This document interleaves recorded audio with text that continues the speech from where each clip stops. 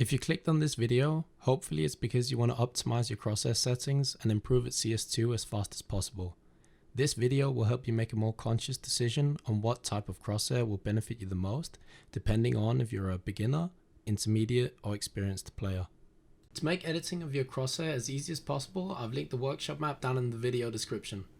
To enter the crosshair editing workshop map, we just press play, workshop maps, and here it is, Crash's crosshair generator. You probably don't have everything else, but don't worry, just press on this and press go. The map is loaded, and now we're in, and in front of us you can see very easy panel on how to configure your crosshairs. Here are the different styles, the dynamic, and it's even written below. Moves when walking and shooting. Crosshair's a bit hard to see at the moment, so let us just choose Nico's crosshairs, a bit bigger. Dynamic moves. While moving, you can see the crosshair opening and closing. And when shooting, it moves as well. And we have static crosshair. Doesn't move while shooting. And then we have a hybrid crosshair, which only moves while you're shooting. To the left here we have length. You can change the size of the crosshair, how long it is, how thick it is, the gap in the middle, how big you want it to be, outline. This makes it able to see, like if you have a white crosshair and you're looking at a white background, now with an outline I can clearly see the crosshair. If I turn it off, it's a bit harder. It gets washed out with the colors. Dots, dot in the middle of the crosshair. T-shape removes the top line of the crosshair. For beginners, I would recommend the crosshair that you start with in CSGO. And to get that right now, you just have to go in your settings. Game, you press reset here. Now you get a dynamic crosshair, which means that it moves when you're inaccurate always. So when you're moving, the crosshair shows the inaccuracy, and when you're shooting, it opens, it shows the inaccuracy, and it also has follow recoil, which I think is a really good tool if you're a beginner player. You only have like 50 hours on the game, 100 hours, maybe 200.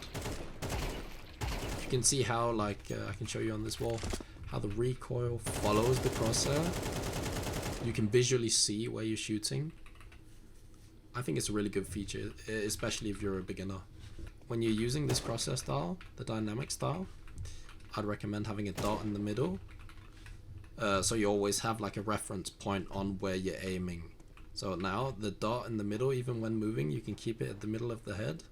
And then you can just stop and shoot. Stop and shoot. Yeah, that's what I recommend for beginners. For intermediate players, I recommend a hybrid crosshair. I hope that when you have like 500 hours to 1,000 hours, you understand that you have to stand still, you have to counterstrafe to be able to shoot. So that, like, the movement penalty, I think intermediate players understand this, but maybe they still have trouble like controlling their spray given the distances. And the legacy, the hybrid crosshair can really help with this, because when you shoot, you can see it widens up, which kind of makes it easier to learn spray patterns, because you kind of like learn where you are in the pattern. Lastly, we have experienced players, and for them, obviously I recommend a static crosshair as all the pros are using. We have less visual clutter here. Hopefully experienced players know how to spray and they know how to counter strafe, so they don't need like a visual reminder on when they can start shooting their weapons. So a static crosshair is what you should go with at this skill level. When we talk about static crosshairs, there are two different types of crosshairs. There are open crosshairs and closed crosshairs. An example of a closed crosshair, which is what I like to use, is like a low gap, low length, just like, let's see if I can just take one on this wall. Alex Ib. This is a closed crosshair. It's so small. You can see this crosshair is so small, it's kind of like a dot. You put your crosshair at the center of your target. So this is a crosshair that's really good at long ranges, because at long ranges you can see the crosshair still fits in the entire, like you're still accurate at long range, right? You can use this. When I talk about open crosshairs, what I mean is a crosshair like this. You see how big the gap is? I just made it thicker now so it's easier to see for you guys, but you see how big the gap in the crosshair is? You kinda, instead of having your crosshair at the center of your target, now you have your target at the center of your crosshair.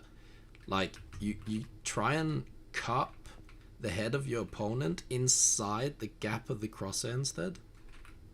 These crosshairs, they are a bit faster because the target acquisition is very fast, even at close range.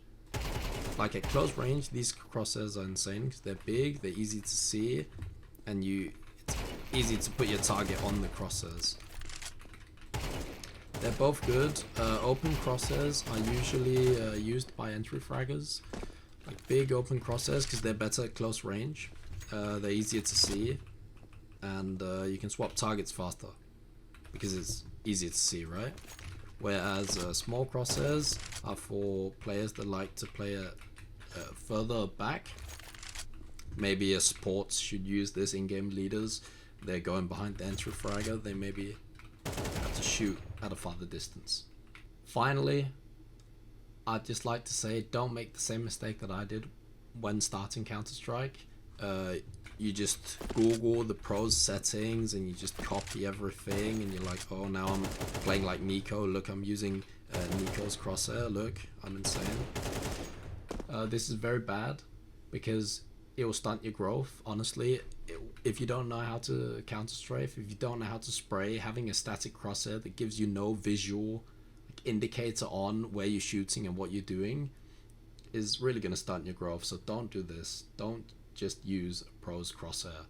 Watch this video, do what I recommend, use a dynamic crosshair with a dot in the middle. Please try to learn how to counter strafe. Make sure the dot is closed or the crosshair is closed as much as possible before you shoot. Try and learn how the crosshair sprays or the weapon sprays. After that, move on to a hybrid crosshair, and then finally go to a static crosshair when you have your fundamentals in order. Thanks, guys.